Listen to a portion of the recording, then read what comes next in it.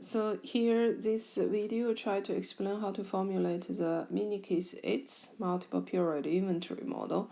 So this example actually quite similar with the sweatshirt example, but here we have actually one more period, 4 periods inventory planning problem. First, let's try to understand this problem. Again, this is a linear network problem. It's actually a little bit more complicated than the independent decision making problem. So at the we are looking into a company. They made the sailboats. So try to highlight some information. They make sailboats, and then at the beginning of each quarter, the company at the beginning of the first quarter, the company has 10 sailboats in inventory. So we can use a note I0 temporarily to show this information. So at the beginning of your planning horizon, you already have 10 products on hold. And then at the beginning of each quarter, the company needs to decide how many sailboats it should produce in a given quarter. And then these are the decision variables you actually need to understand. Then we assume that a sailboat produced in each period can be used to cover the demand for sailboats in the same period. So this actually means that lead time equals to 0. So there is no waiting time. Every time you decide to produce, then the product will be immediately delivered. It's a simplification assumption, but when the lead time is constant, actually it's easy to be adapted. So here we just assume lead time equals to 0. In each quarter, sailor AS can produce at most 40 sailboats, each at a cost of 400,000 krona. So this actually is the normal time production. If the employees of the company work overtime, a number of additional sailboats can be produced at a cost of 450,000 krona. So that means you could produce more, but it would be more expensive. And then there is no upper limit on how many sailboats that can be produced by overtime. Because the production should also be constrained by your demand in the table 8. So here it doesn't matter you have a limit or not limit when the demand actually is less than your capacity. And then the company will, at the end of each quarter, have a number of sailboats in inventory. So that means inventory is allowed to be held. For each of these sailboats in inventory, an inventory cost of 20,000 krona is incurred for next quarter. It's also reasonable because sailboats is a very expensive products. They occupy your asset. So your holding inventory is also rather expensive. And if a sailboats hold more period, of course, inventory costs should be timed with your holding times. The company has a policy that all demands have to be met, so no lost sales. And then in the question 1, formulate the model such that total costs are minimized. Then here is basically how you formulate an objective function, and here you have a production cost also related to your objective function. So this question, most difficult part would be the objective function. And the constraints we actually explained in sweatshirt example, but we repeat that here. So first step, let's try to formulate the decision variables. So first,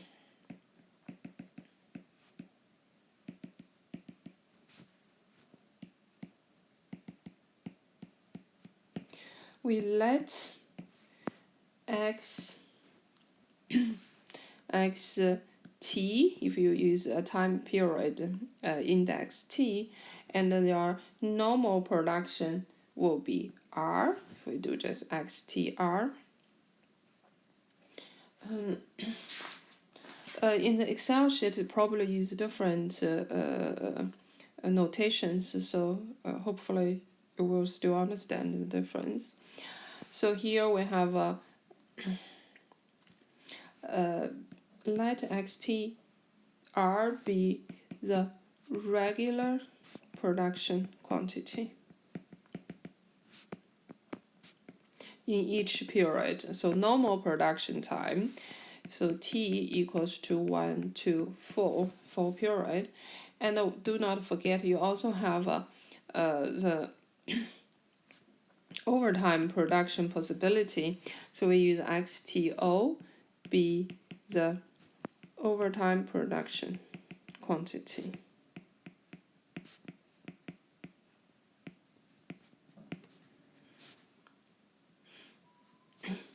And again, T equals to 1 to 4. And then here we actually cannot directly get the value of inventory quantities. So we actually need to also define the inventory as I. So we let IT be the inventory at the end of each period.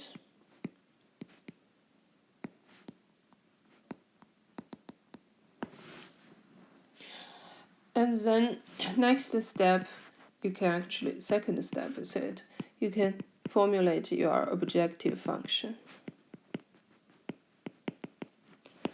So the objective function is to minimize total costs, and you have to think about minimize production cost plus inventory cost. So that's how we actually try to find all these formulations. So first, continue to see your production cost. Production cost related to the production quantity. So if it's normal, sorry, it's 500. So here is 400. So 400,000 per unit for regular production quantities, and then you have 450,000 krona for overtime production quantity. So that's for each period. Then you have to actually sigma T equals to 1 to 4 and plus them together. So this is the production cost. And then you plus inventory cost. Inventory cost for each period is 20,000. So 20,000 krona each period times your inventory quantity. Again, so your inventory should be sum over all 4 periods. So these are the total costs would incur. So that's objective function. So third step is to formulate the constraints. So we have talked about this production demand and inventory balance constraint before.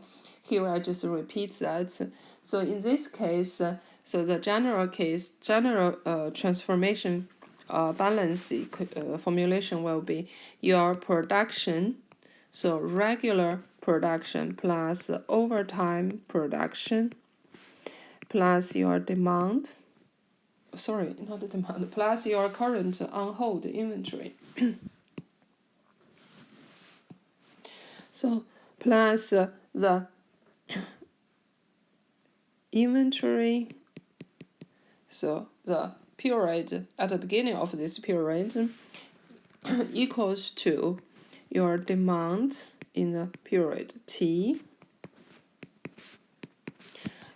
and then plus the end of period inventory.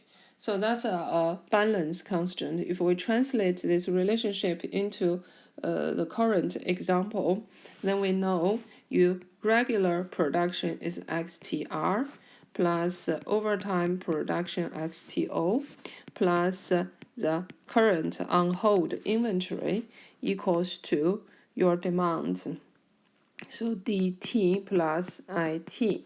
So that's a general formulation. In this formulation, x and I, all decision variables, nothing we can actually continue to write.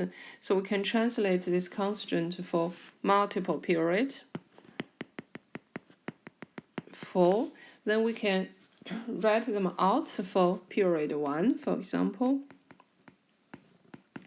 We have x1r plus x1 over time production plus I0 equals to d1 plus I1. So here d1 equals to 40 units. So we just replace this d1 by 40. And the second period, you have x2r plus x2o plus I1 equals to 60 plus I2. So here we also know I0, we actually mentioned previously, is 10. So we could also write I0 be 10. And then you can continuously to write out all the constraints in the expanded format. So that's actually how you write the main constraints. And of course, do not forget we also have a non-negativity constraint. So all the xtr, xto, and it should be greater or equals to 0. So that's how we formulate this problem. The handwriting here in iPad is really not pretty enough. So check the PDF file or the Excel file to look into the formula. But I may use different notations or index letters, but the meaning of the formulations should be equivalent.